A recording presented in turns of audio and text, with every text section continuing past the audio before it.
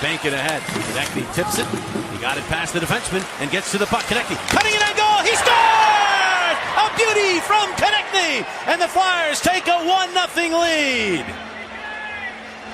Beat the defenseman, then beat the goaltender. And Konechny's third goal in the last 2 games has the Flyers on top.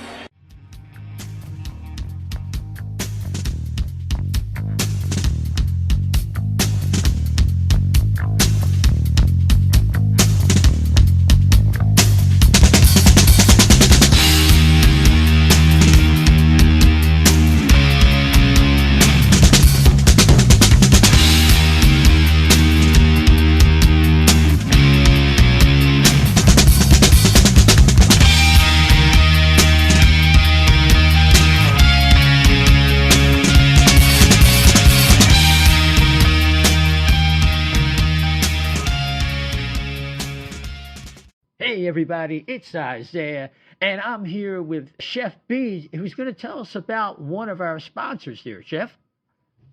Yeah, O&B Puckcast is now brought to you by Summit Public Adjusters. The winter months can be especially hard on our homes, from roof damage and peeling siding to frozen pipes and toilet overflows. Call Summit Public Adjusters before you call your insurance company. Dealing with your insurance company can be stressful and confusing. Let Summit Public Adjusters take the stress out of the claim process by having our guys work for you. Get the most for your money and your repairs. The next time the big snow or the rain leaves you with some home damage, contact us for a free consultation. Summit Public Adjusters are licensed in Pennsylvania and New Jersey.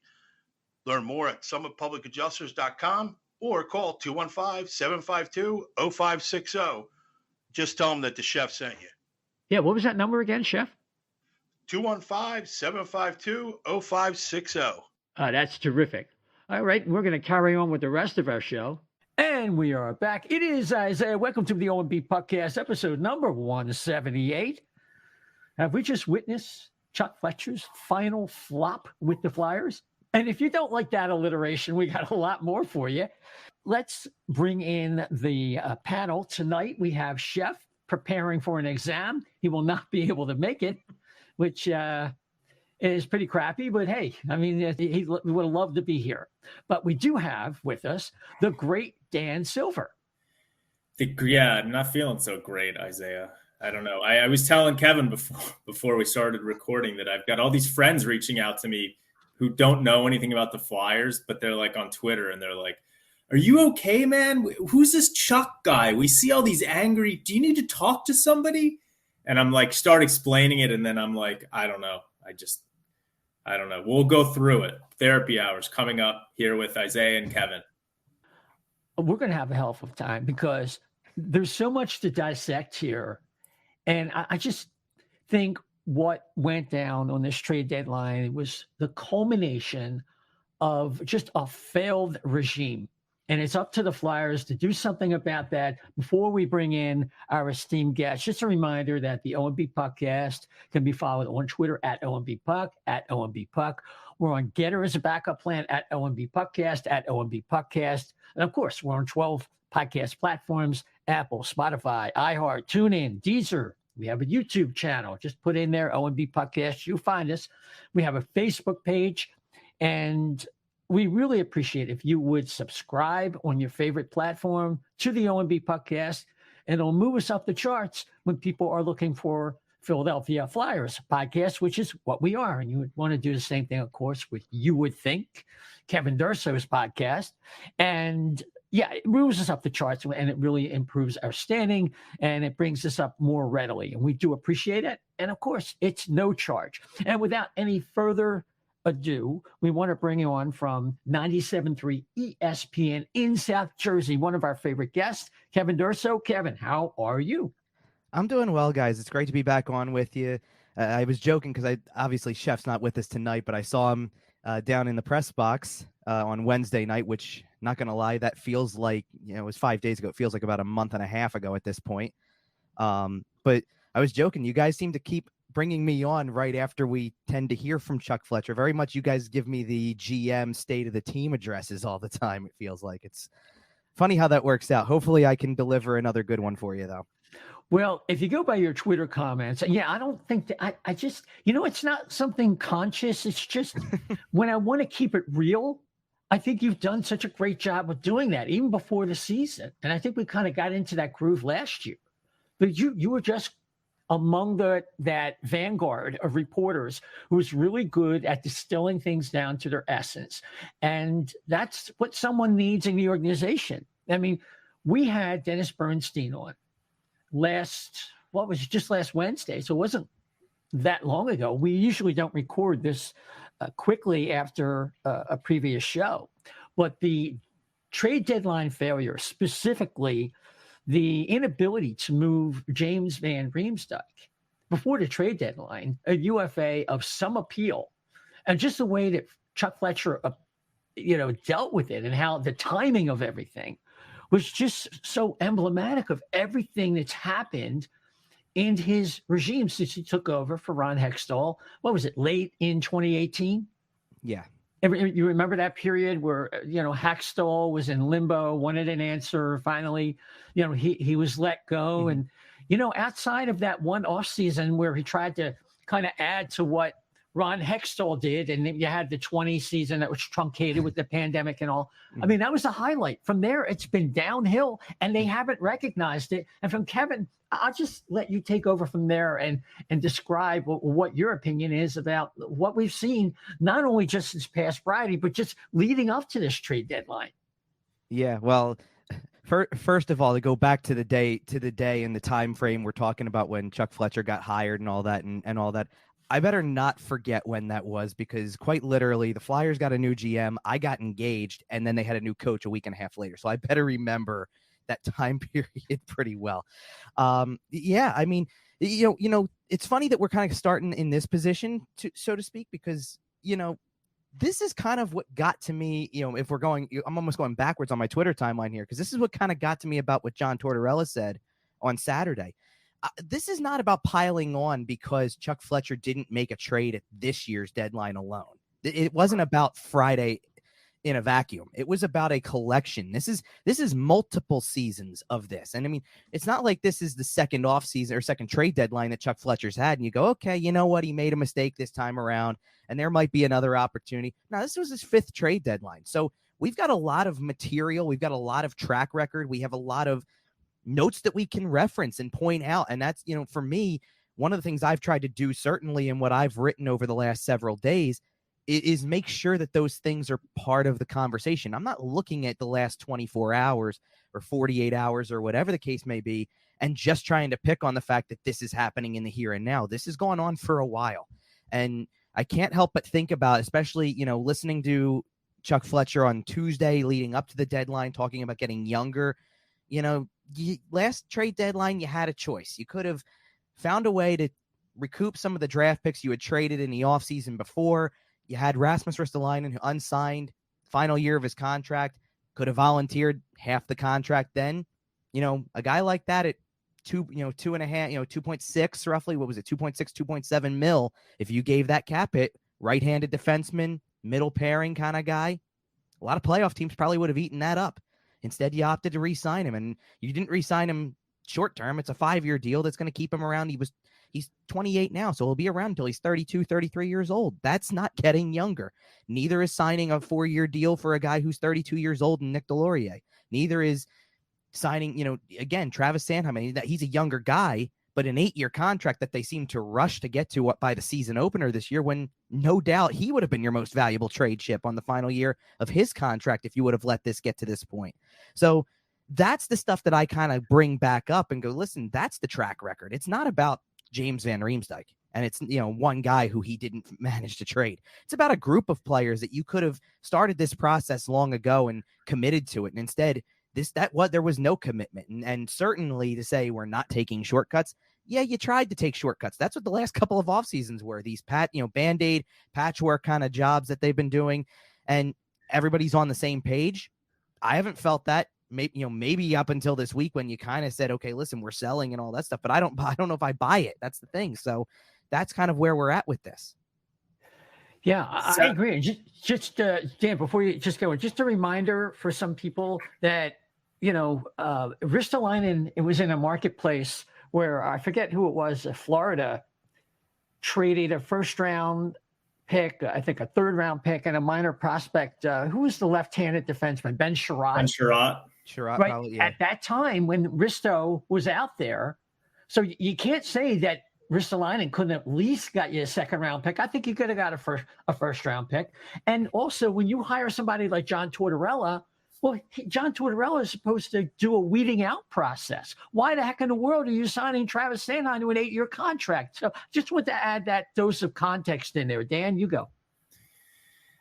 Yeah, I mean, what Kevin just said is exactly, I was going to say, I felt bad for Dennis Bernstein last week because these national guys come on with us. And I think it's hard to like fathom the scope of hatred and frustration and anger that all of us Flyers fans have in our hearts for what's sort of been going on with this franchise. And so what Kevin just went over, all of those things were part of my rant to Dennis Bernstein last week when he tried to kind of talk us down off the cliff and, oh, it's not that bad.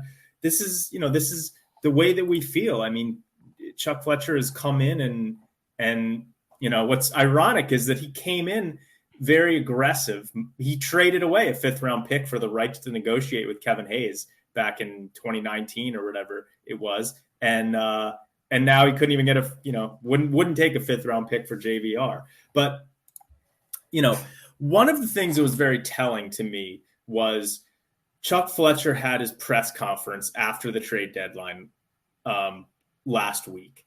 And everyone was kind of really anticipating it, hoping that some reporters would ask some tough questions. And Charlie O'Connor asked him, what was the best question during the press conference, or the one that elicited the most emotional response from Chuck Fletcher was where he basically said, Charlie said, Chuck had said something about how, well, moves can be made over the summer and it wasn't imperative to make these trades now. And Charlie said, there's an element where, yes, these moves can be made in the summer, but the team has struggled for years. And obviously you're trying to stay in your position.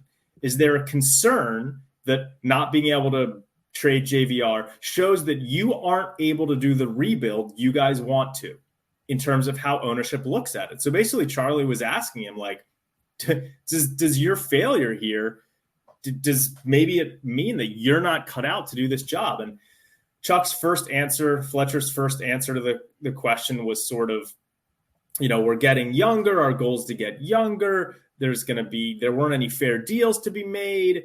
We'll continue to look at these opportunities, yada, yada, yada. Then 3 more questions were asked. And after those questions were asked about different topics, Chuck went back and he was clearly still rattled from Charlie's question. And he said, Charlie, I'm going to go back to your last question because I don't know if I answered it accurately.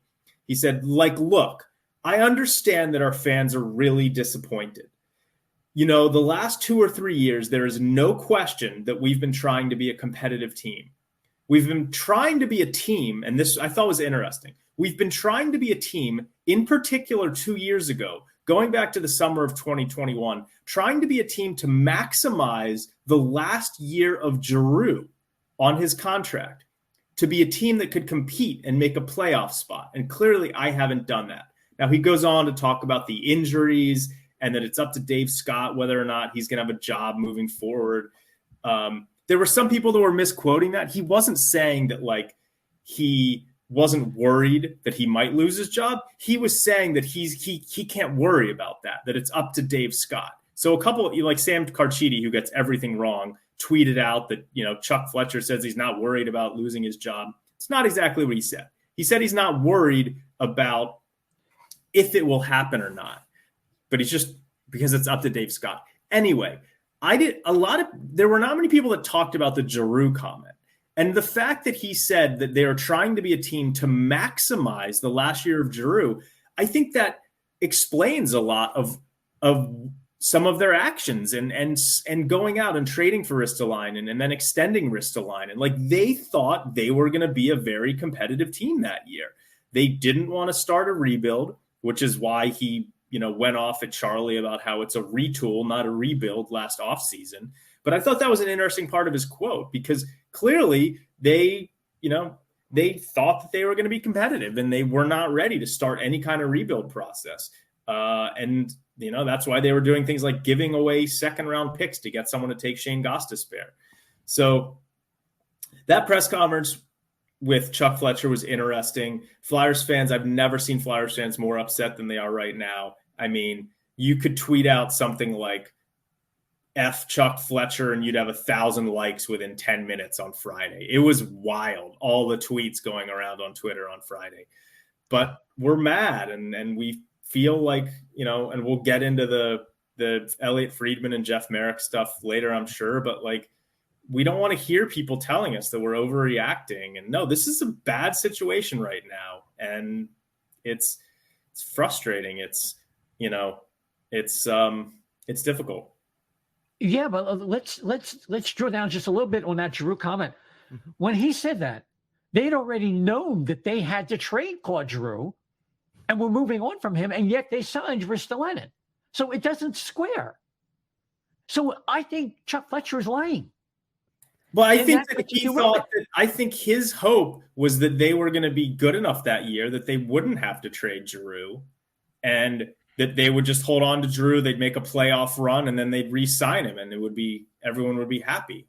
But again, that had passed. He knew he had to trade Giroux by the time he re-signed Ristolainen and passed on what likely would have been a high pick. I think it would have been a first-round pick. In a year, you can get Ben Sherratt for a first, a third, and a B prospect. That's I'm not trying to make a fine point of it. Right. Okay. So the first half of what I said was correct. Part of the reason that he traded away a first-round pick to get Ristolainen was because he was trying to maximize Giroux. But yes, I understand what you're saying, that after Giroux left, there was no reason to extend Ristolainen. So and that's about where I start to kind of, I really looked at that particular offseason and understood what the concept kind of was. That it was time to change some things around, and there was a lot of changes. And I felt that the Atkinson for Voracek swap was a good one at the time. Certainly without knowing what we know about Ryan Ellis now, what it seemed like the package was to get Ellis was outstanding at the time. Obviously, now it's a different story. We know more about his health and all of that. But the Ristolainen deal was kind of look, in a perfect world, if Ryan Ellis was on your top pair, then Ristolainen should not have as much ice time as he did in Buffalo, not as big a role. Maybe that changes some things for him. And that it didn't play out that way either, obviously. But that's exactly where I start to change my tune on everything that went on. Because, yes, by that point, by the time you realized that last season of Claude Giroux was getting away from you and he was going to be traded, and we all certainly knew it, then that's when you don't re-sign Ristolainen at that point and prolong that experimental, maybe we can salvage that last year of Giroux and beyond, because if it worked out, then certainly you can start to explore beyond. Let's this way. It's no secret if you just go and look at his numbers this year that Claude Giroux can still play, obviously. So if they would have been in a playoff spot last year and you wanted to try to continue to prolong that, then sure, you have a reason to look at all those options. But it's why I didn't understand the Ristolainen re-signing. It's why I didn't understand the DeAngelo trade. It's why I didn't understand the rush to extend Sanheim before this season and take yourself out of play for what could come if, kind of all along, if this season went off the rails too, or wasn't on the path of the playoffs because of Tortorella and all that, then he was probably the most valuable trade chip you had if you kept him unsigned and on that last year of his contract. And that obviously wasn't the case. So those are it's funny. Those are really the three contracts that I kind of really keep coming back to. The Ristolainen re-signing, the DeAngelo sign-in trade that they made, and the Sanheim extension. And I mean, you can throw the Delorier one in there too a little bit. I mean, I understand filling out if you're in a rebuild, you got to fill out your NHL roster. And a guy like that on a contract that's less than $2 million is fine if you aren't right up against the cap and it's not for 4 years and it's not with the no movement clause. That's kind of where I like, that's where you lose me on that type of stuff. So I really am focused in on the last 18 months of this, because that's really where, once you started after that particular offseason, then you kind of should have known once it was going off the rails, once the coach was fired last season, once the deadline was approaching and everybody knew who was on the move, that's when you shouldn't have kind of doubled down on some of those guys that you got at that time. The Sanheim, real quick, Isaiah, the Sanheim thing was so annoying to me. And if I was at that season ticket holder event on Saturday, this is one of the questions I would have asked, is that you hire John Tortorella. He comes in and he says one of his main goals is that he wants to evaluate who should be part of this moving forward. And then after that, instead of giving this head coach, who is going to become such a part of the fabric of the rebuild of this team, instead of letting him watch Travis Sanheim this year, you go out and, as Kevin said, you're in a rush to sign this guy who's been largely mediocre to good over the course of his career. You sign him to a huge 8-year contract. Like, why, in what world would you not let John Tortorella have an evaluation period with him? And so I'd ask this to one of my contacts who's pretty close with the Flyers organization. And as I was ranting and raving last week about all of the things that Chuck Fletcher did, and he said to me, he said, well, you have to understand that, Sanheim, after he won the Ashby Award as Flyers' best defenseman, it was inevitable that they were going to sign him to a contract like this. I'm like, well, inevitable according to who? Why? Inevitable? Why? Yeah. Nothing's inevitable for this team except losing. Right. Yeah. Why would it be inevitable? Hold on. I want to pull this up. I'm not going to say who this was that mentioned this to me, but his comment was, oh my God, let me see if I can find it. The Sanheim extension was coming regardless after his Ashby Trophy season. It was regardless. I mean, what? What? They live in a bubble. It's just like they're in their own freaking world. And I read an interview from last season's closeout day, end of season. And it's the same verbiage from, we need to find a way to get younger, faster, and have higher end talent. And you couldn't recognize that when you were trading Claude Giroux, effectively ending an era.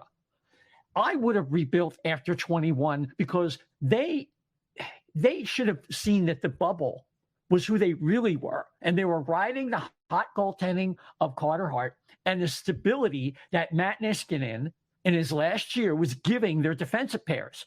And once that ended, they should have rebuilt then. Okay, I'll give them a reprieve for that because the circumstances behind it were so unusual.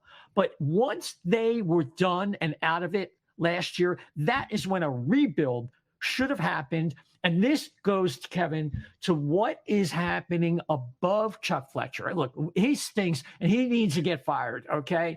But what is going on? We're hearing about Bill Barber is like mentoring Dave Scott, and he's in his ear. And it's like we hear a million times how the old guard, Holmgren, Clark, and Barber and all those guys, they don't do anything day to day with the Flyers. Stop complaining about them. And yet, that isn't really true, in my opinion, based on all the information I've been able to get to. And I got something else when you're done with that. Here's what most people mean when they say they're not in a day. Like, no, they're not making the roster transactions on a day-to-day basis. That's usually what's kind of meant by it. But look, I don't need to say anything more than I can go up to a game, sit in the press box, look to my right where the management box is, and I can see them there. They're there on a regular basis.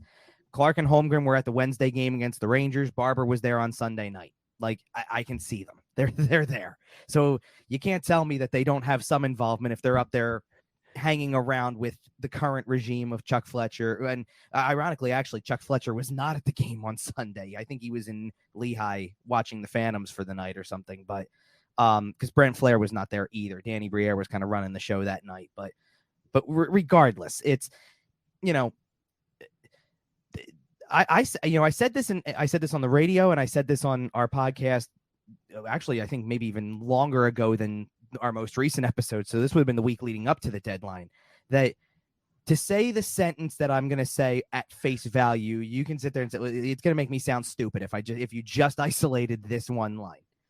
Chuck Fletcher's not the biggest issue the Flyers have, because when you boil it all down, Chuck Fletcher is what he is at this point. The trades he's made, the track record for those trades, or the contract signed, or whatever the case may be, that track record goes back to his time with Minnesota. By this point, he is what he is. The issue is the willingness to accept from whether if you're a senior advisor and you're supposed to be advising on the direction of your franchise, or if you're part of the ownership group who is supposed to take that advice, or kind of should just be able to kind of see the way that the fan base is reacting, the way that the building is, the way that the team looks. You should be able to see those things without having a huge depth of hockey knowledge. I mean, I'm not sitting here saying that Dave Scott needs to be able to point out who committed the wrong turnover or was out of position or anything like that. You don't need to know that type of stuff, but you can kind of dissect from, check the box scores, check the final scores of some of these games. It's like, you don't need to be a genius to figure out that this isn't going well, and that's the thing. Like, if you're supposed to be part of this, you're supposed to do what's good for the franchise that's for years to come. And there's going to be missteps, because every franchise has missteps over the course of their entirety, right? There's other teams in the NHL right now, other franchises that are going through challenges like this and kind of wondering what the next step is. Vancouver's a great example. But like I said, this isn't Chuck Fletcher's second trade deadline, or, like the second opportunity he's had to try to get this right. He's had 5 years of trade deadlines, 4 off seasons. And that basically just equates to 5 years of this level of incompetence. And when you look at how low the franchise is, kind of what a mockery and laughing stock it's become around the league, to me, the blood's on multiple hands here. Chuck Fletcher's the guy who just happens to be in the public eye, who when he decides to address the media, he's on the front line at that point. And it's very, like as Tortorella said, it's really easy to have, the darts chucked at you when you're the guy who's put in front of the microphone. Sure, it's very easy for that to happen. But you've got figures in highly appointed positions that were part of building the very fabric that defined what the Philadelphia Flyers are and made them so reputable. Bobby Clark's a senior advisor. Paul Holmgren's a senior advisor. Bill Barber is not only a senior advisor, but essentially the assistant to Dave Scott. And yet, so this is a group effort. And one of the things that I've kind of said all along throughout the course of this is that, look, I respect what they did as players and what they did to build the franchise from the ground up. Equally as responsible as Ed Snyder is for giving Philadelphia a hockey team. These players, from the era of Clark and Barber and Holmgren and guys like that in those earliest years of the Flyers, sure, I respect what they did to build it into what it is. But this is in their hands now more than ever before. And if you can accept that, and that's why I wrote it the way I did, you have a choice. You can either do something about it or accept where you are. And if you are accepting what the Flyers have become, then explain to me how you think the franchise is going to be saved if you're accepting the reality that is what it is today. Yeah, I agree with that totally. I mean, Dave Scott to me is a bigger problem for allowing an incompetent to keep doing his job year after year. And just one thing, this is late breaking on Daily Faceoff Rundown today. Frank Saravalli talking about how the Flyers misread the market. Fletcher in particular, JVR should have been traded 10 days ago.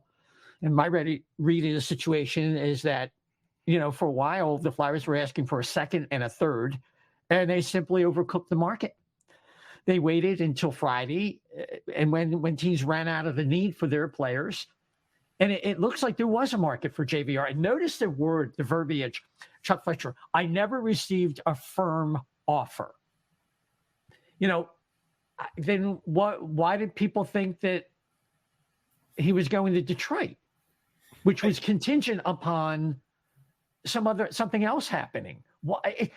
I mean, I think clearly Frank Saravalli is probably accurate there. And what I thought that was a reaction from Frank Saravalli to the podcast, the 32 Thoughts podcast. Yes, that Elliot exactly. Friedman, who's an insider, and Jeff Marek did. They did a podcast and they did a deep dive into the Flyers, and it basically came off as like someone in the Flyers organization had reached out to them and said, hey, we're getting killed on Twitter. Can you say some nice things about us? Because they basically said, it's so unfortunate when people pile on. And we think it was great that John Tortorella vehemently defended Chuck Fletcher at his press conference. And it really seemed like someone had got to them and said, hey, can you put something out there to take a little bit of the heat off of Chuck?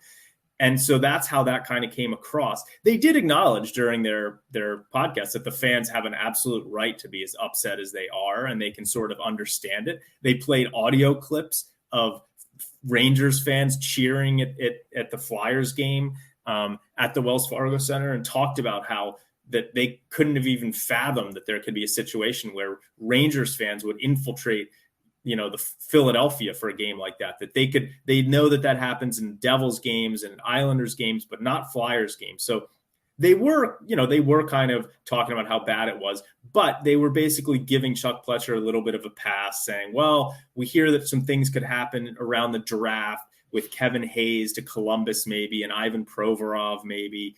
And so I think that Frank Saravalli basically was like, F these guys, and came out and was like, wanted to have a report that Chuck Fletcher really screwed the pooch with the trade deadline. So that was kind of how I read that. Look, we all know this guy completely screwed up. He could have gotten a 4th round pick or a 5th round pick. And again, it's not about that Flyers fans are upset that we didn't add a 4th round pick or a 5th round pick. It's the history that Kevin talks about, and the fact that it's been set up for 2 years for this guy to get something for JVR at the trade deadline. He couldn't even get anything. Like, that's what it's about, is that this guy is so incompetent that you've got Patrick Brown being traded for a 6th round pick by him, and you've got Tanner Jeannot, who is going to be an RFA at the end of the season, not a UFA, but he gets traded for a 1st, a 2nd, and a 3rd round pick. He's not that much better of a player than JVR. They can't get anything for JVR. Gustav Nyquist, who's injured right now, might not even be in the playoffs, got traded like for a 3rd or a 4th round pick. Johansson from the Caps got traded. I think it was for a 3rd round pick. And I understand that his salary is not nearly as much as JVR is, and that poses some issues. But it is incomprehensible that this guy didn't move JVR, who now I'm sure is going to go on to get hot at the end of the season and get us further away from Connor Bedard. So anyway. Yeah, now I hear you there. I think I want to dig deeper into the roots of this thing. I really believe what happened in the bubble is where, and that season in 20, is where management is stuck. That has justified, in my opinion, and this is what goes behind Fletcher talking about extending the Giroux era. And I just think that really is where the root of it is. They can't let go of the fact that they thought they had a young crew of up-and-coming players. You think about Phil Myers, who's since moved on and can't even make it back to the NHL. I mean, they really misread a lot of players. They didn't do a great job with development, which we, tore the heck out of them for that. So I think until there's some kind of intervention or epiphany had by the people above Chuck Fletcher, I mean, it's just this. I don't know. Kevin, do you think that they are? Well, I mean, what do you think is the status of Dave Scott and Chuck Fletcher right now? Like, if you had to call it, or based on whatever intel you might be aware of. I mean, I don't have anything that says anything's happening anytime soon. I can tell you that much because, I've been sitting on the edge of my seat for some, like, in terms of, not in terms of that something was close, but you see the examples. And one of the things I kind of have kept saying recently is that, because there's this floating idea out there, and I don't want to call it a rumor per se, because it doesn't mean that it's exactly going to play out this way and this would be the final straw. But there's almost like this concept that if they went on another 10-game losing streak, that would finally be what drove them to fire him and make a decision or something like that. And I kind of just keep sitting there going, listen, no team out there, as far as I know, or at least no good team, is reactive to, well, we're going to wait for the bad thing to happen and then we'll do it. Teams are proactive. And I think to me, there was no better example of that than watching the Washington Capitals, who were 2 points out of a playoff spot the day they decided to move Dmitry Orlov and Garnet Hathaway to Boston. 2 points. That's a win. You win a game, you might be in the playoffs. And they were proactive enough to recognize the road ahead might be tough to get there. And what happens if we do get in and we make the playoffs and are we going to get swept out of the first round because they have to play Boston or something like that?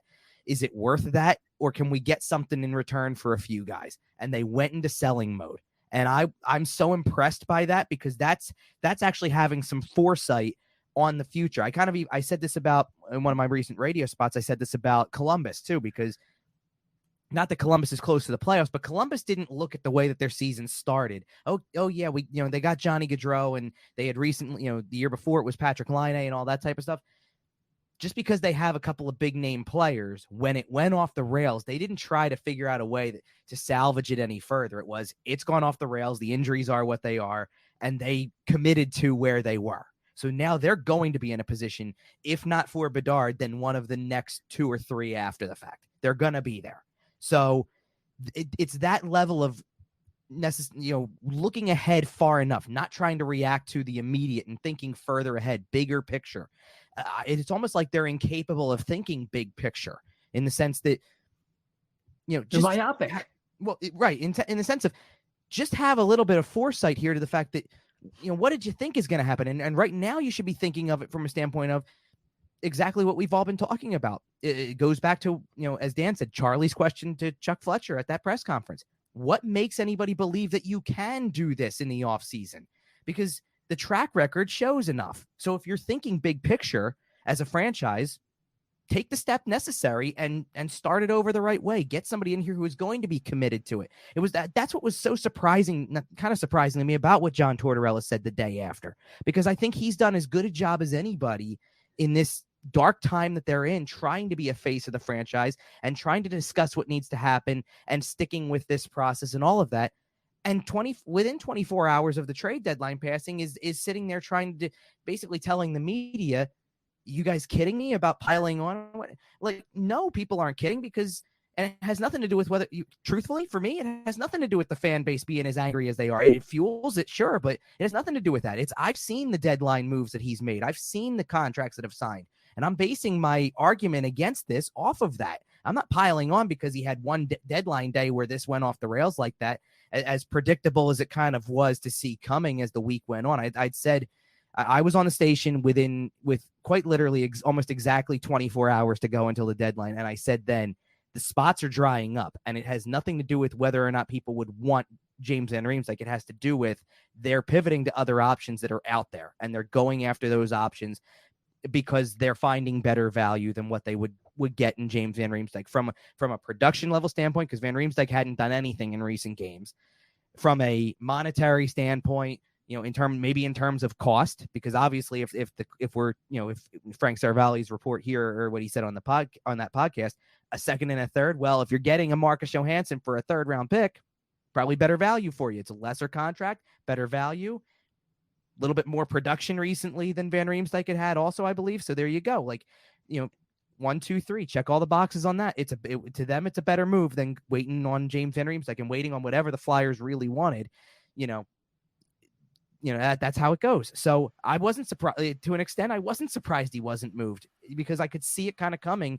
That for all, I even said it, for me, it was one of the most active trade deadlines the week leading up to that I think I'd ever seen. And there they were sitting there doing nothing at the time. I mean, we went into the deadline day on Friday, and the only move that they had made was Isaac Ratcliffe for future considerations. So, while everybody else is out there wheeling and dealing, they were just sitting there waiting for whatever they thought that they deserved to get, and found out the hard way that that's not how the league valued their players. Yeah, and you think about what went down from the time Bo Horvat moved in, like, what was it, like the 3rd week of February, in between that and Wednesday night when we were doing our show with DB, when Chychrun was dealt. That was it. I mean, after that, the biggest player who moved after that was, what's his name? Tyler Bertuzzi. I mean, even that night, Jonathan Quick had gone the night before with LA for the Korpisalo trade. Yeah. And then Dan and I were talking about with DB, and we were talking about that trade. That was it. I mean, that thing already shot its load. And Chuck, if I knew at that point that Chuck Fletcher had not done anything, they were in trouble. Dan? Yeah, I want to go back to Tortorella's comments when he defended Fletcher and why this upset me so much. So Tortorella responded to a question about Fletcher not being able to move JVR, and Tortorella's response was, "Do you not think he tried to move him? Are you guys kidding me? He tried like hell to move him. There are so many different scenarios that went on. I just don't get the criticism of James still being here. Like, Chuck held on to him. $7 million contract. We've got to eat some of the money, probably half of it, as I'm sure you guys know. Chuck tried, but everybody wants to pile on. So here's my thing. I'm a season ticket holder for the Flyers. I'm an idiot because I probably should have canceled my tickets, but for various reasons, I, extended them. I'm in the cheapest section in the arena and whatever. But for me, the only thing as a Flyers fan that gives me any optimism right now this season has been John Tortorella, and knowing that I think he's here for the long haul, and he's sort of, he's been the guy who is not afraid to scratch Rasmus Ristolainen, who is not afraid to scratch Tony DeAngelo, who is not afraid to scratch Travis Sanheim. He doesn't care what contract Chuck Fletcher has signed him to. If he sees someone who deserves to be scratched, he's going to scratch them. And him being here is, like I said, one of the only things that gives me confidence moving forward. So to see him, I didn't want him to come out and rip Chuck Fletcher. That's never going to happen. But he could have said something like, I spoke to Chuck and Chuck tried to move him. It wasn't able to move him. And James is a great influence for the younger guys. And so he's going to be here the rest of the year. And, we're happy that we've got James on the team for the rest of the year. And that's what the situation is. Like, he could have said something like that, and that would not have been ripping Chuck Fletcher. But instead, he came out with this vehement defense of Chuck Fletcher. And for whatever the reasons he did it, whether or not he believes it or whether or not someone asked him to do that, it just leaves a bad taste in my mouth, because I've sort of been viewing Tortorella as the guy that is the reason to have optimism here, Kev? Mm-hmm. Yeah. And it's funny. I thought that he had, to me, the best quote he's had all year came on Wednesday night about the way that the crowd was and the amount of Ranger fans out there, and saying, we make our own bet. It's us in the organization. Don't blame the fans at all. We got to get it back to that point. And it was one of the best things I've heard him say. I mean, he had total command of that room. And I think that everybody who could hear it, going, whether over broadcast or whatever, I think everybody would look at that and say, that's exactly right. This guy understands how we're feeling and understands why we won't come out and support the team and do that. Look, I understood what Tortorella was trying to do there, kind of or why at least why he was the one doing it in that spot on Saturday, because I assume that somebody probably asked him to do damage control. He's the most trusted figure in the organization right now. So if they put him out there, look, I'm not saying that the fans were going to buy his vehement defense of Chuck Fletcher, but if you put him out there, you're going to get people who are going to at least entertain listening to the press conference because they trust him. And he's also the person who doesn't give a damn how it sounds coming out to the media. Like, honestly, if it was going to be a criticism of, well, the media is really beating him up right now, go out there and kind of call it out. Sure, he doesn't care about that. He's already kind of said that before in no certain terms either. But to me, sorry, it's not piling on when it's happened for years. The other line that he used that I couldn't get around either was manufactured criticism. It's not manufactured when there's a track record, when this is years of the franchise's history at this point. He said he wanted it to be legitimate, and he feels like most of the criticism on him has been legitimate, but he wanted it to be legitimate when directed at Chuck Fletcher. It's like, it is all legitimate criticism, because it doesn't have to do with whether or not Chuck Fletcher tried. It has to do with the track record. It has to do with everything that we've seen over the course of the last 3, 4, 5 years at this point. And that's why I kind of hesitate when putting a number on it, because I did think that there were I don't say deadlines. I did think there were, those early years, that year going into 2019-20, where it seemed like a lot of the right buttons were pushed. When they signed the Kevin Hayes contract at the beginning, Hayes had the best year of his career in that very first year. The Niskanen trade looked brilliant. Braun looked great in that depth role because it was a fit for where he was, and everything looked right that particular year. But we can't overlook what the last 3 years have been. It's funny because it goes so much further back than just the guys that are on this current roster. I mean, I still laugh every time, because this is another guy who got moved at the deadline or in the week leading up to, that made me laugh a little bit. I still laugh when I see Eric Gustafsson's name, because that's another guy who he brought in, who, trying to replicate the Matt Niskanen, positioning alongside of Ivan Provorov, top pairing. Let's see if this works this time. It's part of the last 3 years. And so I still laugh every time I see his name too. And I when both Gustafsson and Luke Schenn got traded to the same team on the same day, I said, please, just from an entertainment perspective for me, please, Sheldon Keefe, put them together and just give me a laugh, because there's two defensemen that certainly, have their place in Flyers history. That's for sure. But But that's beside the point. That was really the point of the Tortorella thing for me, was that I just couldn't get around the fact that it was, you're like, are you kidding me? Piling on, manufacturing criticism? No, it's none of that. And I don't think, I don't think I have. I don't think that my colleagues have. I think that everybody who's written anything about them in the last 2 to 3 years has relatively been consistent about this. And that's the thing. And Tortorella kind of got almost trapped himself in a sense, because he said something about, I know there's stuff from before I was here. Yeah, there has been. And that's a lot of what we're talking about. So it didn't have to do. He really wanted to focus in on that one day that, it's about JVR. It's not just about JVR. No, it's not. I think in a way, because Tortorella has been the tail wagging the dog in this whole scenario, it was actually Tortorella who took them out of their aggressive retool BS, kicking and screaming, and to admit that they are building this thing from the footers, from the foundation. It's a rebuild. And he used that word. And he was the first one who did this, who did Fletcher's job. He was the one who outlined some kind of vision for the Flyers. It wasn't Chuck Fletcher. And Dave Scott had already obviously failed, and the whole retool thing was a joke to everybody. And I think, in a way, he's been taking casual shots at Chuck Fletcher this whole year. Like not liking the personnel. We don't have the kind of personnel we need. We don't have the talent, blah, blah, blah. And I think in a way, maybe he felt like he owed Fletcher that much, that Fletcher's come on board and it is finally sounding more like him. But I can't get worked up over John Tortorella defending Chuck Fletcher any more than I can get worked up over one day of bad Chuck Fletcher. It's the record. It's a track record, like you were saying.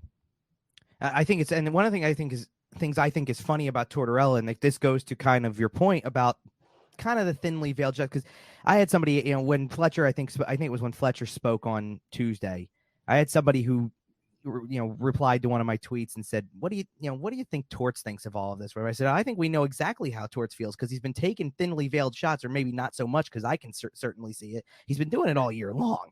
And, one of the things that I kind of have latched on to, I sit there and say,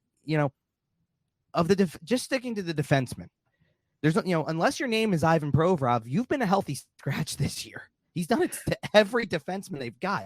I mean, even he kind of disguised the Cam York one as a rest more than a healthy scratch thing. But to me, I mean, York had made a big mistake before and then happened to be on the bench. That doesn't feel like coincidence to me.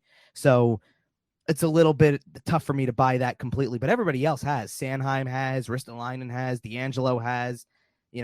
Obviously, I think that, I've said a little bit about Justin Braun in terms of him being a deadline chip. I kind of don't put all of that on Chuck Fletcher as much as I do a little bit of Fletcher and Tortorella, because for the longest time, Tortorella didn't play him. So if he was going to be part of this group that got moved out, then you probably would have played him a lot more leading up to the deadline, other than just relying on Braun's own track record of being a veteran defenseman who can fill a depth role. But everybody, Nick Seeler was for 3 games in December, but otherwise he's played every game of the year too. But other than that, like, it's just funny to me, like, the Tortorella doesn't have any affinity or an allyship or anything like that towards any particular player, really. I mean, you have to earn it with him, and there are guys who have earned it, and there are guys who haven't completely. And this was as recently as that Western Canada trip we're talking about here. So, that's the baffling thing too, is that we're not talking about that far into the past here leading up to the deadline where there were still guys who he's not convinced about. And it's not like they're guys who don't have a lot of time left here. I mean, you're talking about benching Travis Sanheim for a game, who just signed that extension. You're talking about considering, if not for the Travis Konechny injury, considering benching Joel Farabee, who's also, recently a 5-year extension. It's like, these aren't guys who you didn't sign leading up to Tortorella's hiring to be around for a year or two. They're part of this long haul process, and clearly they don't have the complete trust of John Tortorella just yet. No, Tortorella's just pretty much everybody that Chuck Fletcher heavily invested in over the long term. Dan? Yeah, I think here's the players that I think that John Tortorella has complete trust in at this point. Noah Cates, he clearly loves. I mean, Delorier, but again, he is what he is. Goaltending wise, I think he loves Ersson. I think he likes Hart. So I think he likes both those goaltenders. Scott Lawton, I think he really likes. And Owen Tippett. I think those are the only players that he would tell you he's very on board with at this point. He started off on the wrong foot with Ristolainen. I think that he now thinks that he's helped rebuild Ristolainen's game. He's more defense first. So I think he's comfortable with Ristolainen now. I think he respects Ivan Provorov's game, but I think that he realizes he may not be a part of the future here. But really, he's only got a handful of guys that you get the sense that he really likes on this team. And you know what, again, Dan, I agree with every one of them that you said, and I'm going to add one because I think he's won him over the course of the last few months. I'll add Travis Konechny to it because he's had a lot of great things to say about Konechny over the last several months. And I was looking at the active roster. You're 100% right. He loves Travis Konechny. So yes, I left him out just because he's not on the roster. I was looking and you know what? He's been on with the Cates the entire year, no doubt. I think at the beginning of the year there was a little bit of doubt with Tippett, and now he goes out of his way to praise him. So obviously he's won him over also, but I think at the beginning there was some skepticism. Other than that, you're right. And certainly the goaltending thing is an easy one to decipher because he loves the two goalies that you mentioned, Dan, and Sandstrom's in the doghouse because he asked for that one extra save. The very next game he didn't get that one extra save, and I don't know if we've seen him since. So there you go. Sandstrom's going to be in the outhouse. He's going to be with another organization after this season. I would imagine so as well. I think that they're doing the right thing right now by giving Ersson a chance to be involved in a playoff run in the minors because I think that's better for him anyway for where the Flyers are. But yeah, he's pretty much fast tracked to be the backup next year with the way that this is shaping up. It's no doubt about it. And I think that that's good. I think that's a benefit for Carter Hart too, because it's kind of some good hot competition. You like to have your goalies to kind of feed off of each other. And not only that, but I think it spells Carter Hart a little bit because I think there's no secret that as long as this is the goaltending tandem for right now, Hart's getting, I don't know how many times they don't have a ton of back-to-backs down the stretch. They have a few. I think it's like 2 or 3 for the rest of the year. We're only, they're down to the last 19 games, so I think it's only 2 or 3 left. But it's, I can imagine that probably means if there's only 2 or 3 left, you're talking probably 16 starts for Carter Hart down the stretch, in my imagination, just because that's the way that it shapes up. You're going to give him, if you're going to give him all of these games against, potential playoff teams, he should absolutely start against Tampa, Carolina, Vegas. He'll get those starts to see, how many games he keeps him in. And he's kept him in a lot of games this year. There's no doubt about it. They've got the goaltending right now. That's been the good part. It's been one thing that's kind of made them have a shot in a lot of games. But, I think that it is a very short list of players that John Tortorella feels like he's got complete trust in at this stage of the game. And the rest is still to be earned. And, I guess that's what the final 19 are all about at this point. Yeah. They have one back-to-back in March, Buffalo and Carolina. You would imagine Sandstrom would get one of those starts. And I don't have April's schedule in front of me. But, unless the Flyers can trade Sandstrom to Russia for Fedotov, I don't think that that's going to be happening anytime soon. So I don't know if Sandstrom has a future with the organization. Remains to be seen. And I think the other thing I wanted to just say overall with the rumors, you mentioned with 32 Thoughts, that Hayes was linked with Columbus. Dave Pagnotta with the fourth period talked about a deal that maybe could come together in the summer with Kevin Hayes in Carolina. And they talked about the return possibly being just Barry Kotkaniemi. So there's somebody who's only 22, looks more like a 40-point player, has a long-term contract as part of an offer sheet that was signed that the Montreal Canadiens decided not to match. What is he making, about $5 million per year? So it was attractive if the player could play his way up to that level. And that was what's really doubtful about Kotkaniemi, because I think he's right now on the pace for about 40 points. But again, that the seeds of something like that could be brewing but that'll change totally if Chuck Fletcher is not here. And that was something else that was raised, and a lot of people had reactions to that. I'm just passing along something Dave Pagnotta from the fourth period said.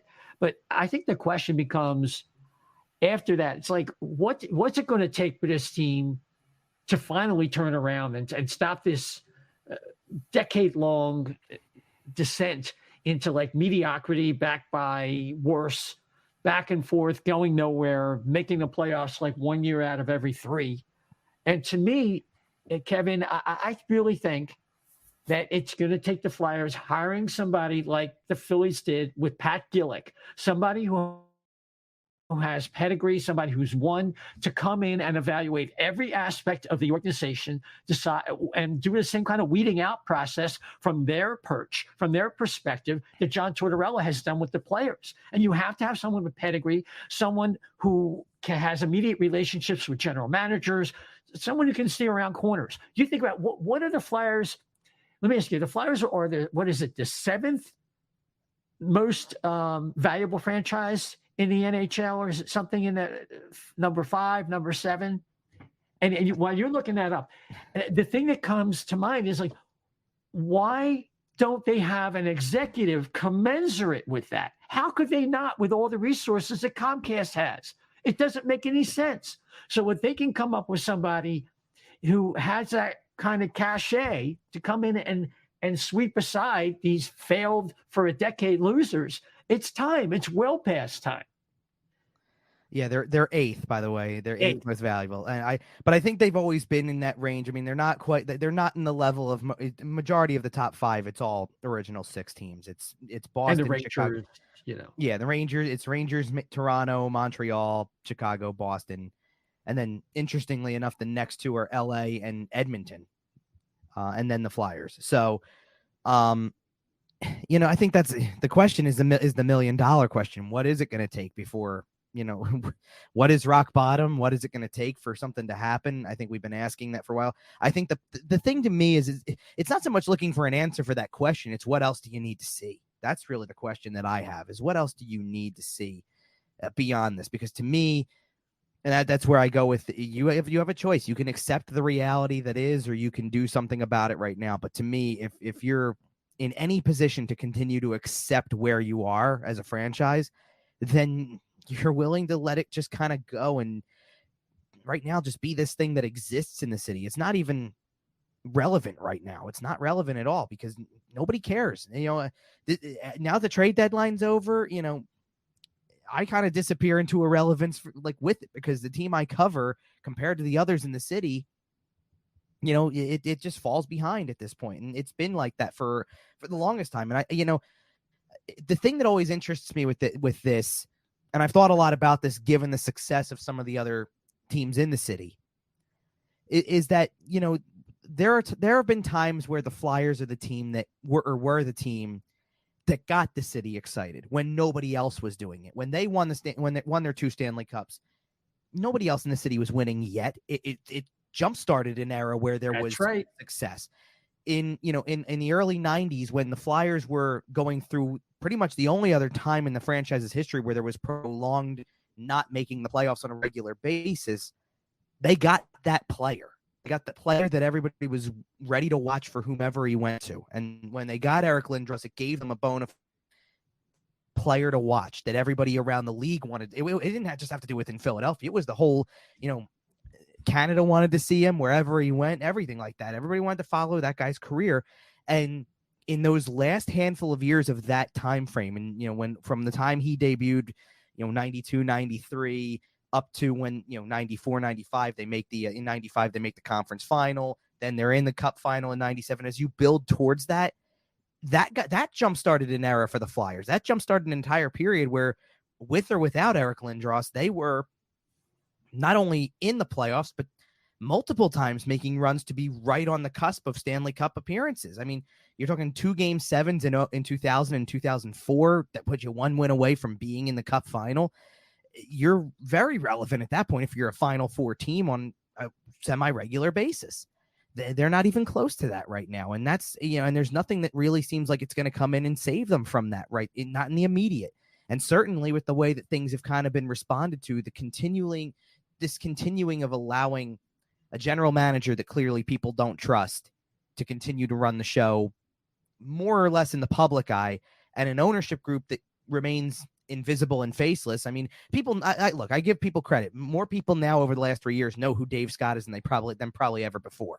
But he still doesn't come out and address anything. He's not that active level owner that people were so used to with Ed Snyder. So that's part of this too. And I think people are sitting here looking for something like anybody, do something about this. Act like you care. Act like you don't want to see this franchise kind of just continue to tumble into the abyss that has become what the Philadelphia Flyers are right now. That's what I think people are really looking for. And that's why my question isn't about what's it going to take. It's what more do you need than that? What more, I think what's it going to take almost implies waiting for something. That's kind of that reactive approach again, this waiting for something else to happen that's worse than what we've seen to then justify doing something. Whereas what more do you need to see over the last 2-3 years than what we've seen to make such changes, or to at least have a response for it? That's what I think the real question is. Yeah. And more or less you're accusing Dave Scott of not being aggressive enough. I mean, to an extent, because it just, what it has to do with for me is, I'm not sitting here saying Dave Scott has to be Ed Snyder. I'm not going to sit there and say that. But all it makes it look like is that, right now is that you sit in your cave and just kind of assess the profits, so to speak. Like when Ranger fans take over the building like they did, is that good news to Comcast and Dave Scott because they made some money that night, or is that embarrassing? And I really think that's one of the biggest questions that I have when it comes to the same group of senior advisors we're talking about. That Bobby Clark and Bill Barber and Paul Holmgren, guys who put the jersey on, guys who played for the level of pride that we keep hearing about and built this thing. How do you feel watching your building get overtaken? Because if that doesn't eat away at your heart and soul, then what has become of you who created the franchise? Yeah, and the thing, just one thing, Dan, I was actually making an attempt at humor with the aggressive, referring back to aggressive retool. But one thing you touched on, Kevin, is in the NHL, the hockey news, power issue. They had Dave Scott, not this past year, the year before, talking about Comcast Spectacor. Do you know that interview had like about 5 minutes worth of reading on the team, and the rest of it was all the other stuff that he was so enthusiastic about. It was like the team was the last thing that he cared about. So I just want to hone in on that real fast because you touched that nerve with me, Dan. No, I've actually got to run here because I got to deal with some stuff for work. But Sure. But it's like an old boys club. You go to the games, you look up in the suite where the ownership always is, and it's Fletcher, it's Holmgren, it's Bill Barber, it's Bobby Clark. It's an old boys club up there. Like they don't want to. They want to be able to do that for the rest of their lives, right? And just hang out there and watch their team and talk about the Broad Street Bullies of old. And I have no confidence that Chuck Fletcher's going anywhere anytime soon. It's, I can just imagine that after they beat the Red Wings 3-1, they're all high-fiving and, behind closed doors, of course. And, oh, Chuck, he's going to be here for another few years. Like, it's just, you just don't get the sense that I have no idea what would result in them getting rid of these guys. So, anyway, I've got to jump, guys. But no problem. I'm going to be at 3 Flyers games in March. I'll see if I can get some Fire Chuck chants going. But somebody tried Sunday night. I'll tell you that. Kevin, maybe we can get a drink at one of the games or something. And, yeah, absolutely. All right. Have a good night, guys. All right. You take care. Yeah, Dan. So, Kevin, we'll just a couple more things. We'll call it a night for ourselves too, for the folks. The thing that's really tough is that when you look at Tortorella saying that, next year is going to be a grind too. This is a process. Right. It's going to take time. And you read a lot of pundits, including yourself, like kind of like, what is the plan and how could it possibly work with what they're trying to do, which is kind of like half in, half out, rebuild.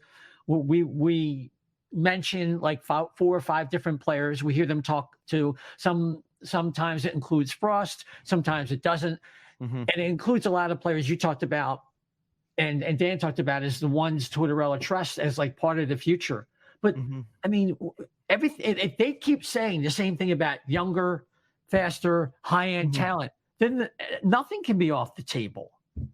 No, it definitely can't. And look, I'm definitely not one of these people who believe that a rebuild is complete tear down to the studs level sometimes. Like, right. You got to put a team on the ice. And I certainly think there's a reason to believe that, kind of going off of that little group of players we talked about, there's a reason to, you want to keep Scott Lawton around as your leader. Fine.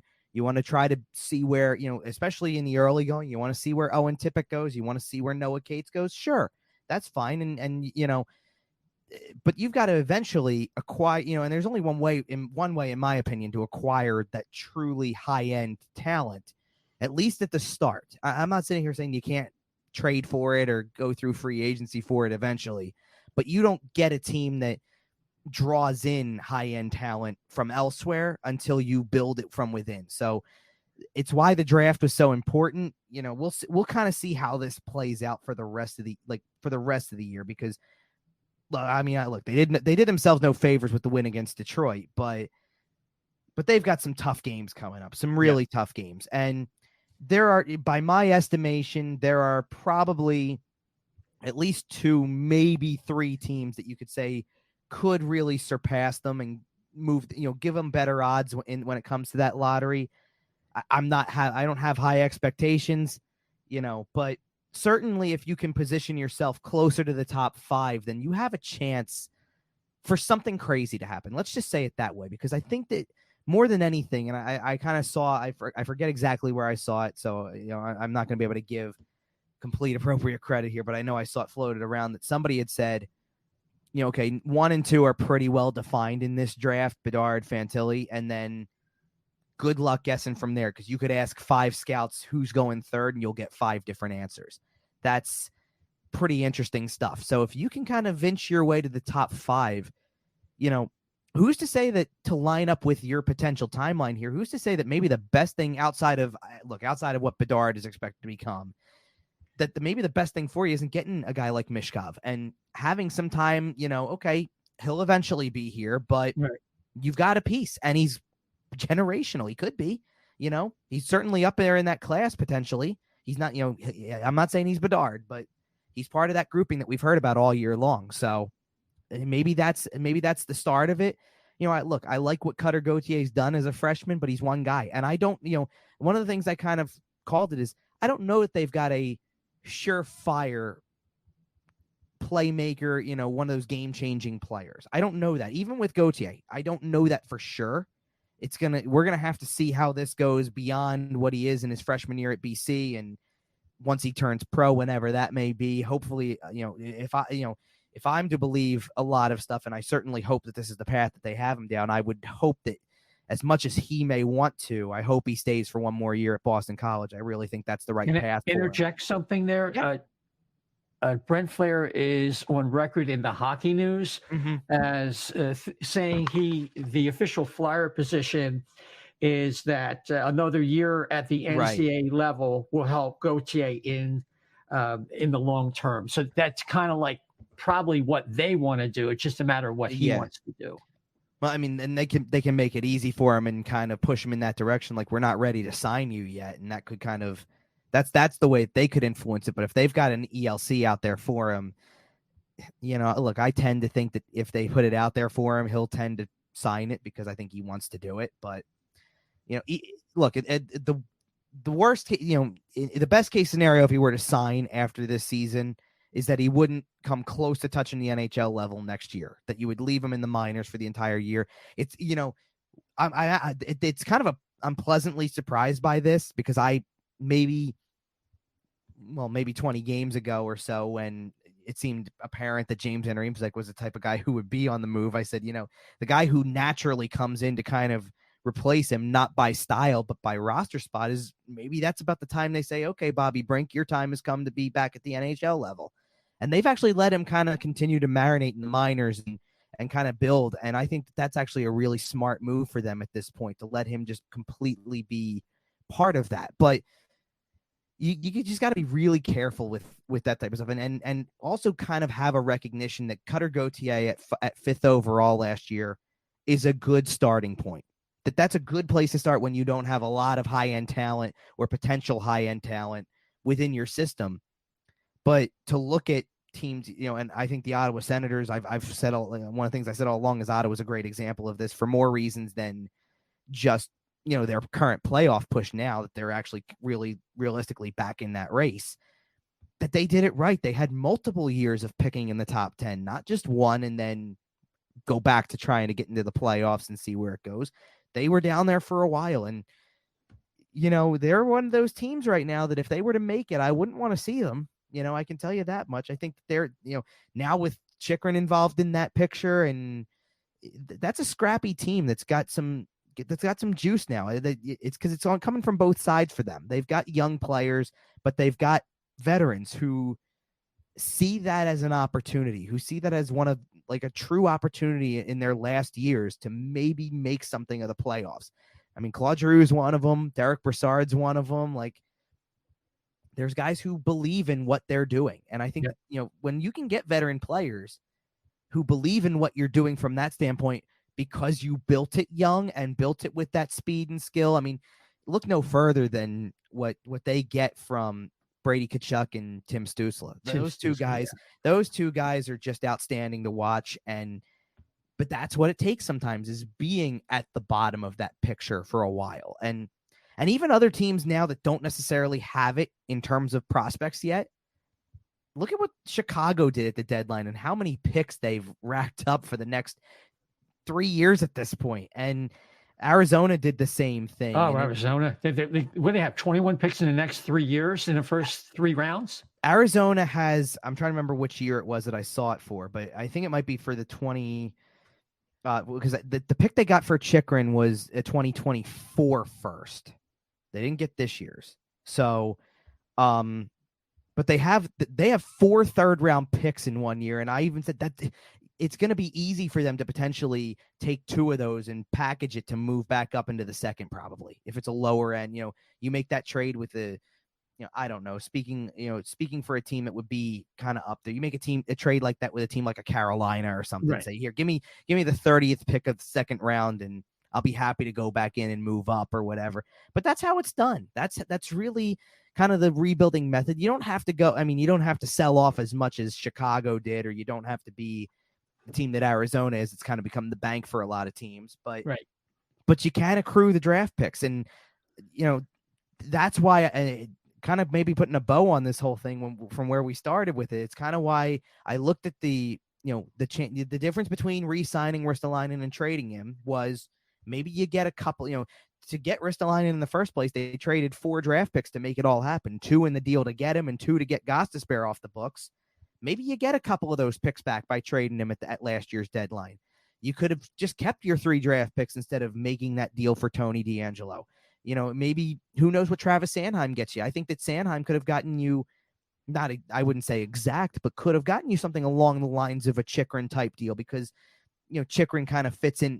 Chychrun's better, I would say, but still Sanheim kind of fits the bill of middle 6. And it's like a Chychrun light. He doesn't get quite the package, sure, but definitely a first round pick. I mean, they need assets. Well, and he wasn't, assume he's not signed. So then you don't have anything to go off of. You're going off of his previous contract. That's a totally different story, So I think that they could have really made out well in those areas with those 3 players in particular. Obviously, they did what they could. I think that, and I think people really will understand now more than ever with Claude Giroux that they did what they could, and maybe did better than people think when you look at what happened with Patrick Kane. Same situation. That the Blackhawks didn't get much for Patrick Kane when you look at that situation compared to what the Flyers did for Drew, especially if, look, Owen Tippett's going to be a 20-goal scorer this year because he's 2 away and he's got 19 games left to find a way to make it happen. He gets about as many opportunities as anybody I've seen on this team. So he'll find a way to score 2 more goals before the end of the year. So he'll be a 20-goal scorer. But still, it's more about, for him, it's once you take away some of the inconsistencies of his game, if he can kind of erase more of those, if he can be a tougher player to play against in terms of going into those grind areas and things like that, then he can continue to evolve as a player and maybe be a good piece out of that deal. You've got a good foundation to start with, but they did get a first-round pick for Drew all in all at the end. Right. And that was a starting point, but you could have done so much more with some of these other guys. I mean, correct. That's really where it is. And that's why I think the big question level when it comes to that stuff is the commitment level of it. You know, I understand that there's kind of this argument, you know, you don't have to call it a rebuild per se to do it. If you are acting like such, you don't have to say the word if you're doing all the steps that go into it. But that's the hard part. They don't follow the steps either. So they're not showing it. And that's why I kind of think now at this stage of the game, Chuck Fletcher could say we're selling. Chuck Fletcher can say we're not going to take shortcuts. People need to see that. And that's where the trust is lost and the connection's lost. They haven't seen it yet, and there's no reason to believe they're going to see it as long as he's in that general manager position. So that's kind of where we're at this point. And you know, it's been, you know, you're right. Like, you guys are right. It's been kind of a therapy session. I view the episodes of You Would Think that I do as kind of like these hour-long therapy sessions because, you know, and I'm down there and I'm around the situation as much as anybody is. So certainly, you know, it is what it is right now. It's tough. It's, you know, I know that we're gearing up with You Would Think. We're gearing up to shift gears to the playoff talk when we focus in on all the other teams because, geez, I think we've talked about the Bruins on the last 3 shows we've done, at least at one point or another, just because there's something fun to discuss with them, whether it's their goaltender scoring a goal or, you know, the pace that they're on or anything like that. But certainly, you know, that's we got to get through these 19 games first, and then we'll see where it goes. We'll see what happens from there. But certainly, you know, one of the things because I appreciate everything you guys kind of said from the top about, you know, the way that I've kind of, hopefully I've done exactly what you've said I've done in terms of the way I've written and all that stuff like that. Because, you know, I just call them as I see them. That's the way that I try to do it. I call them as I see them, and calling them as I see them right now is kind of my answer is I don't know what happens next because I don't know what it's going to take to see the action. But I know where we sit right now. You either take action on it or you accept what it is, and there's really no in between here. So that's where everything kind of is, you know, as we wrap this up and move forward with what's left on the season. Yeah, it's kind of like the drinking water in Flint, Michigan. One day it'll get better, and something's going to have to change. It's really interesting that Fletcher cares so much about messaging and semantics when he's so poor at messaging that he had to have John Tortorella do that aspect of his job. Just really amazing if you think about it. But we will call it there. Kevin, thanks so much for your analysis. On point as usual. Give people your social media contacts and what you got coming up next. Sure. So on Twitter at Kevin_Durso. You can see all my stuff at 973ESPN.com. sportstalkphilly.com, on the You Would Think podcast. That's at YWT podcast on Twitter. Yeah, we got to, you know, certainly on the podcast, you know, I can't say much for some of the website stuff. Most of my stuff for the rest of the year at this point is going to be the mere formality of what's left. And look, if anything does come up, we've already, you know, my co-host and I on YWT have already talked multiple times about, you know, we're ready and waiting, you know, very much stealing a Tortorella line from the presser on Saturday. We're ready and willing and waiting for, you know, if something big happens, then to jump in and do something on an emergency basis if we have to. But otherwise, you know, I can say with the show, you know, we're going to continue to have more as the season winds down. I know that we really, like you guys, we had so much to talk about around the Flyers situation in particular from the deadline. We really didn't even on yesterday's show get into who we think was winners at the deadline and things like that to do the around the league kind of perspective. So I know that next week we're touching on some of that a little bit, going a little bit more league wide. I know when the playoffs start, we're working on something where we're going to try to bring in somebody who's going to talk to us, try to get a guest on who provides coverage for another team that is going to be in this playoff picture. There's no doubt about that. So some exciting stuff to come. And an off season ahead, or at least a playoff run ahead, where we're going to be on it every bit of the way, talking about everybody else and seeing what the Flyers decide to do along the way. So those are the places, and great being with you guys again as always. And we'll see whenever the next time it is you want to get me on here. But as always, appreciate the invite, always open to it, and looking forward to whenever we talk next. You got it, brother. Thanks so much. You take care. You too. Right. Okay, so folks, we're going to wrap this up. Just a couple housekeeping items.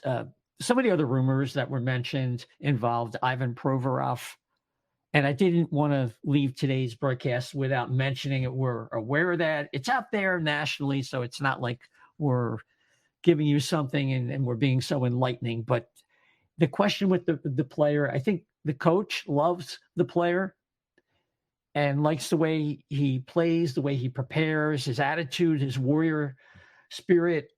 But the player is tired of losing, and I don't anticipate that he will be here. Maybe that'll change if they actually get a new general manager, president of hockey operations, whatever. We'll have to see what happens with that. I don't think Cutter Gauthier is going to sign, but I could be wrong. I keep getting mixed signals, but when you put something out there that makes the hockey news, I think the Flyers' position's pretty clear that they would rather Cutter Gauthier go back for another year in school. And based on some of the people that I've interacted to that are involved with scouting and other organizations that evaluate talent, they believe the consensus that Cutter Gauthier would be best off staying in school. And it's not so much that the Flyers are bad or anything like that, because like Kevin mentioned, he could go back, he could just play in the AHL. But I think the college is the best place for him to get still a little bit stronger, get a little bit more comfortable in front of the net. The looks he's getting right now, I don't think he's going to get in the pro game. So he's counting on being in certain spots on the ice and getting his shot. And he's scoring a lot at the NCAA level. I don't think that's going to happen as much in the pros. So I think that other year would really be helpful for him. And just one other thing, I'm rooting for Tanner Laczynski to do well in these final 19 games as he gets back. They traded Patrick Brown, finally, a very limited player who is good at just a few things for a veteran team. That's fine. But Tanner Laczynski is someone who could have been a pro probably about 2-3 years ago, but wanted to stay in school. And then he just started getting hurt. The more homegrown talent they have that's good enough, it's better in the lineup. I like that. It's just a personal thing for me. So I'm rooting for the guy to do well. So the Flyers are on the road for the next 3 games in Tampa tomorrow night, then 2 nights later in Carolina, and then they play at Pittsburgh on Saturday afternoon, and we should be back a little bit after that.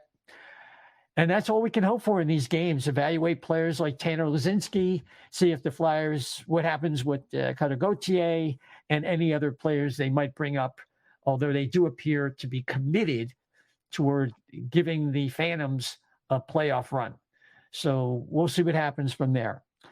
Until then, everybody, cheer up. Things are bound to improve because they couldn't be much worse. Take care.